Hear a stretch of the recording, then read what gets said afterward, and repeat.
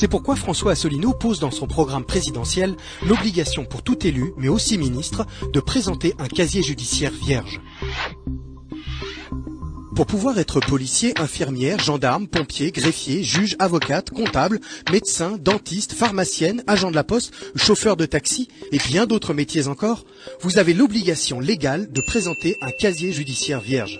C'est-à-dire que vous ne devez pas avoir été condamné pénalement par la justice française. Par contre, ce n'est pas nécessaire si vous souhaitez être ministre ou même président de la République. Est-il normal qu'une personne ayant été condamnée pour fraude fiscale, abus de biens sociaux ou prise illégale d'intérêt puisse décider des affaires publiques? Cela nous semble profondément scandaleux.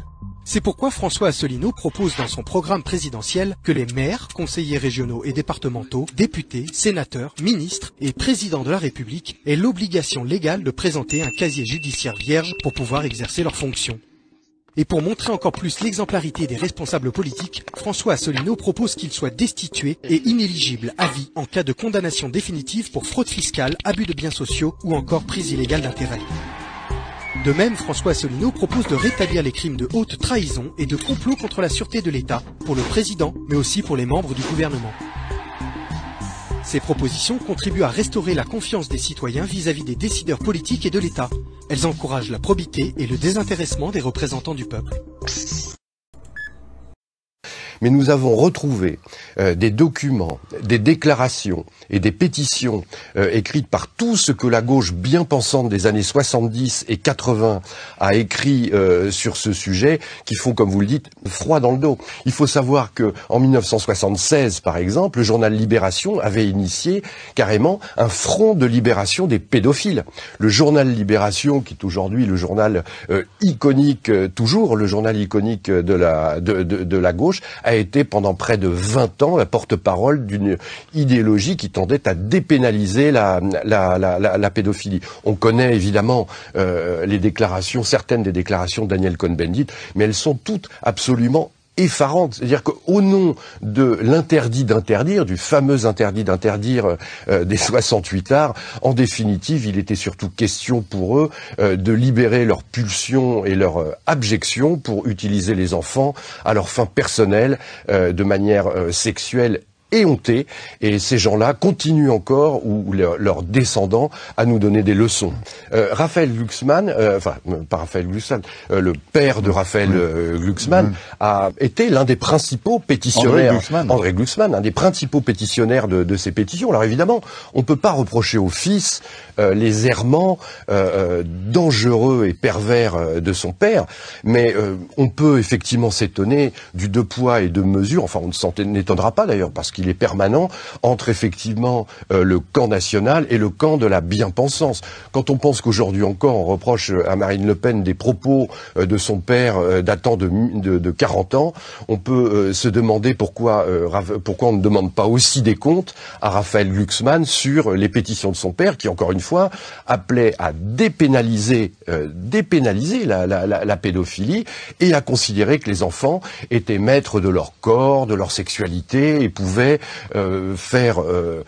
avoir des relations sexuelles avec des adultes et qu'ils étaient consentants à partir de l'âge de 10 ans. Voilà ce qu'est la gauche bien pensante et à laquelle, encore une fois, on ne demande jamais de compte. Regardez ce qu'ils font avec leur propre peuple. La destruction des familles, des identités culturelles et nationales, la perversion et la maltraitance des enfants jusqu'à la pédophilie sont déclarés comme étant la norme. C'est la norme de leur vie. Et les prêtres sont obligés de bénir les mariages entre homosexuels. L'indépendance des juges d'instruction, c'est un leurre. Mais bien sûr, c'est un leurre. Dans ma carrière, j'ai eu l'occasion d'inculper plusieurs élus. J'ai été dessaisi à chaque fois des dossiers. Dans tous les dossiers qui concernaient des élus, j'ai été dessaisi. Je crois que je suis le juge le plus dessaisi de France. Ne faites jamais confiance à la justice de votre pays. On rappelle que vous êtes magistrat, ancien vice-président du tribunal de Rouen. D'abord, c'est à la demande d'Éric Dupond-Moretti que vous êtes convoqué. Vous avez dit sur ce plateau, la carrière, c'est ce qui intéresse les magistrats. Les gens qui font carrière sont des petits soldats qui attendent de leur chef une reconnaissance.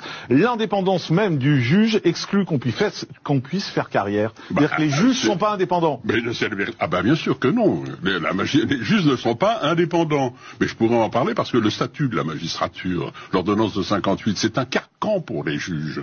Vous savez comment les juges évoluent leur carrière, parlons. Est-ce qu'on peut faire carrière dans la magistrature? On fait carrière, les militaires font carrière. Il faut être un bon petit soldat, mais un juge, il est notamment indépendant. Les juges sont notés tous les ans, ils sont évalués tous les 2 ans. Ils sont, on dit qu'ils sont inamovibles. En fait, on se rend compte, et je sais pour le garde des Sceaux qu'il est intervenu dans le déplacement d'un juge à Monaco, là, récemment. Le garde des Sceaux qui se permet de profiter de sa fonction pour lancer des procédures, des enquêtes administratives contre les magistrats du parquet national financier, etc. Le garde des Sceaux qui est mis en examen.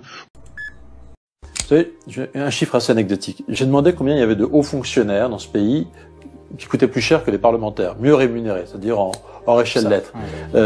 Réponse édifiante, 70 000, que dans l'État, que dans l'appareil d'État, pas des collectivités locales. J'ai eu la curiosité de savoir combien il y en avait avant la décentralisation. 25 000. C'est-à-dire que dans le même temps où l'État se séparait de compétences, en réalité, il a triplé le nombre de ces très hauts fonctionnaires extrêmement bien payés. On parle de gens qui coûtent en moyenne 150 000 euros par an, rien qu'en rémunération en charge, je parle pas de leurs besoins de fonctionnement. Et donc, si on veut faire une réforme de l'État, mais il faut la faire en supprimant des emplois, il faut faire le 1 sur 2 dans les administrations centrales à Paris. Il faut arrêter de supprimer du service public en bout de chaîne. D'exterminer la race européenne. Richard Coudenhove-Kalergi, qui est le père de l'Union européenne et qui a été financé par les banques Rothschild et Warburg. Maintenant, cet homme a écrit un livre intitulé Praktischer Idealismus en 1925, dans lequel il a déclaré que les Juifs sont une race maîtresse et que les Juifs ne peuvent assumer le trône de la domination mondiale qu'en affaiblissant la race européenne. Et que le moyen d'affaiblir la race européenne serait de dissoudre toutes les nations européennes, de détruire tout leur patrimoine culturel et leurs traditions nationales et de les remplacer par l'Union européenne. Et ensuite d'inviter des Africains, des Moyen-Orientaux et des Asiatiques pour diluer le sang des Européens par le métissage au point qu'ils deviennent une race mixte dégénérée. Et puis à ce moment-là, ces personnes pour eux n'ont plus aucun sens de la nation. Il est quasiment 10 heures sur CNews. On va faire le point sur l'information. Je lis une information du Télégraphe. De Télégraphe, si cette information est vraie, c'est une bombe. Le Forum économique mondial est accusé d'avoir truqué les données pour faire passer le Brexit comme un échec. Et bien sûr. Faut creuser ce dossier-là. Attention, hein, j'espère que The Telegraph n'est pas une officine de fake news. Hein. Ah oui, c'est ça. Faites gaffe. Ah non, mais... Faites gaffe, on va appeler l'Arcom pour savoir. Le forum de Davos. Vrai, hein. De me dire que le forum de Davos qui a pipé les chiffres pour dire que le Brexit était un échec économique. Attention, on va creuser. Oui, ce que vous voyez là, c'est bien en France, c'est une prière collective en plein cœur de notre jolie place de la République à Paris, là où nous avons pleuré nos morts, Charlie Hebdo, Bataclan, Nice, là aussi où nous avons juré plus jamais ça. Et ce 19 juillet, nous avons laissé faire ça.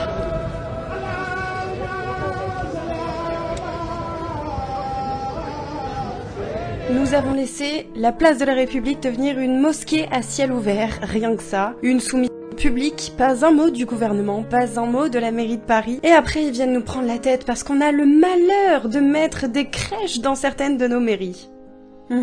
Et encore une fois, tout le monde se tait. Cette place qui incarne la République avec notre Marianne au centre, et qui est déjà salie par maintes et maintes rassemblements de la France insoumise, qui soutiennent les pires causes identitaristes, qui hurlent sur nos forces de l'ordre, qui crachent sur la France et sa République, et aussi tout simplement qui prônent l'arrivée de leur nouvelle France.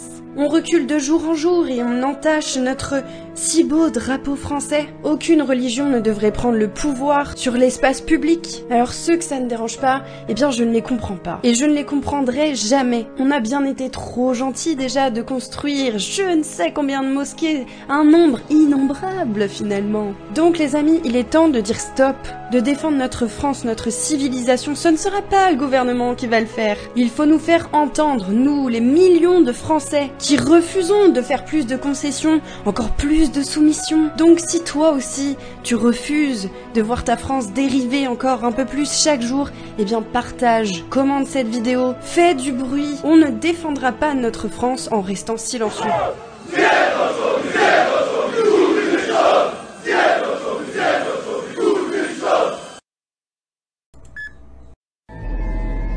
Attention, écoutez cette dame, elle est trop forte. Écoutez ça, choquant. Pourquoi on vire les personnes trans de l'armée? Non, là-dessus, faut pas non plus trop instrumentaliser le débat. Ce que vous dites est scientifiquement vrai. D'ailleurs, biologiquement, on constate des taux d'hormones variants entre des femmes et des hommes, ce qu'on a traduit par une plus forte masculinité ou féminité. C'est pas le sujet. Personne ne renie ça. Personne ne dit le contraire de ça. Ce que l'on dit aujourd'hui, c'est que des milliardaires qui avaient des intérêts personnels à créer un système idéologique qui fasse penser que le transhumanisme devait être banalisé, qui ont construit des empires pharmaceutiques et de chirurgie de transition pour faire de l'argent et infiltrer l'ensemble des organisations mondiales de manière à ce qu'on fasse passer l'idée de deux choses. C'est que l'enfant serait un adulte en miniature capable de décider pour lui-même, ce qui n'est pas le cas. C'est un être en développement, affectivement, psychiquement, cognitivement. Et donc cet enfant auquel on attribuerait une capacité à avoir une sexualité fonctionnelle dès le départ, ce qui est vraiment très intéressant pour des pédophiles, aurait également dans le même registre, la capacité de s'auto-définir, c'est-à-dire de s'auto-déterminer de son genre. Ce qui est une aberration développementale.